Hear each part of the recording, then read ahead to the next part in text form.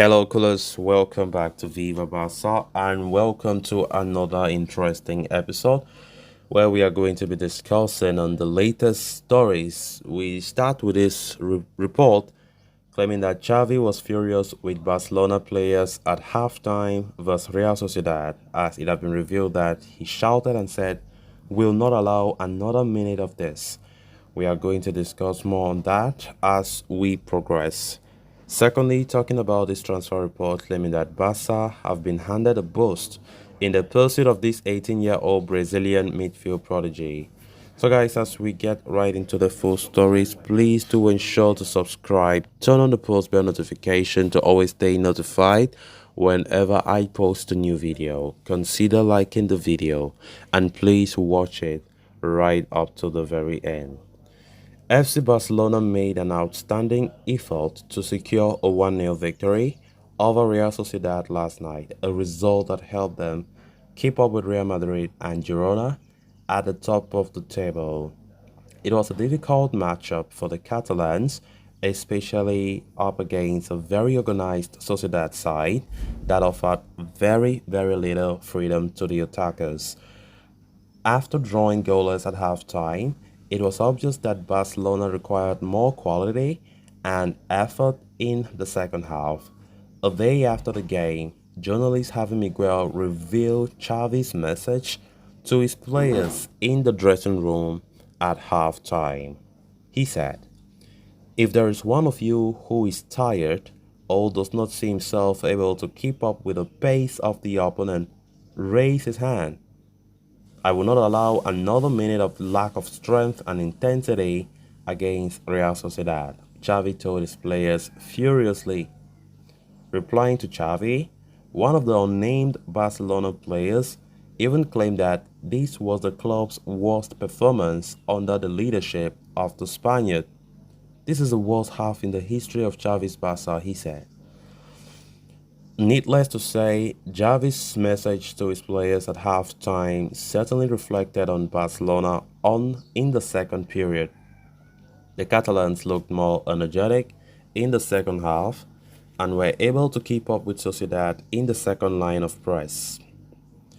Given the performance, it was perhaps unfair that Barca had to rely on a late goal from Ronald Araujo to secure a narrow 1-0 victory.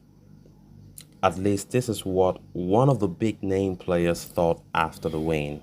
If Real Madrid had been the winner today, they would have said that Real Madrid made an epic effort to win the match, he said. Of course, the game against Sociedad some 2 nights ago, it was a hard-fought victory for us. Poor performance for 85 minutes. Poor performance for 85 minutes. But we got the results. We got what matters the most. To win, the scoreline. Sociedad did everything against us. They pushed us, they pressed us. In fact, the intensity from them was incredible, but they could not win the game. And of course, that doesn't mean we should sit down and relax. Xavi has a lot to do. There's a lot of things that needs to be adjusted. The team have not been performing quite well. Yes, we do understand that injuries have been a big issue for us. But of course, that doesn't justify anything from the kind of performance we saw that night. And of course, it is something to be worried about because we are heading into the season knowing that we have to fight for all the titles that we have in hand. But looking at the way Barca played that night, it is fair enough to say we don't look ready. We don't look like we are ready to go out there to compete. Needless to say, just imagine us playing the way we played against Sociedad, going to the Champions League. That doesn't work that way. We are just going to be kicked out quite easily. And of course, it is just really worrying as a Barca fan, seeing the way Barca have been playing lately. We have not been at our best. Of course, the game against Sociedad was just important. It was just good because we finally got that important 3 points to close the gap. To close the gap on the leaders, Girona is still keep on winning and winning. Real dropped points yesterday against Vallecano, which means we are 2 points adrift from Real Madrid, but still 4 points adrift from the top of the table, who is now Girona. So there's still a lot to be done for Barcelona. A lot still need to be done for the club to chase the La Liga or to defend the La Liga title. So let's just see how it goes. But of course, Xavi needs to improve tactical wise.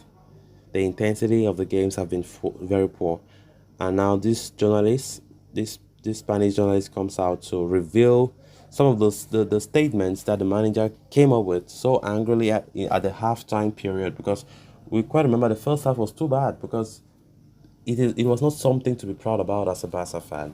Xavi understandably was mad about the whole situation, and of course, because the players were playing as though they were tired, they were not motivated to play, and it was quite important for the manager to come up to the dressing room and talk to them.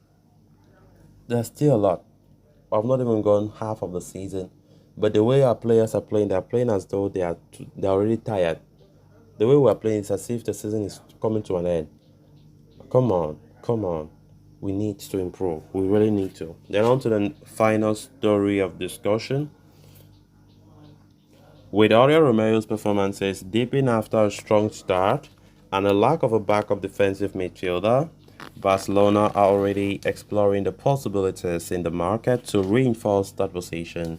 One name who appears to be high on Barca's wish list is Corinthians starlet Gabriel Moscato. The 18-year-old has been enjoying a breakthrough campaign in Brazil and has already attracted significant interest from top clubs across Europe.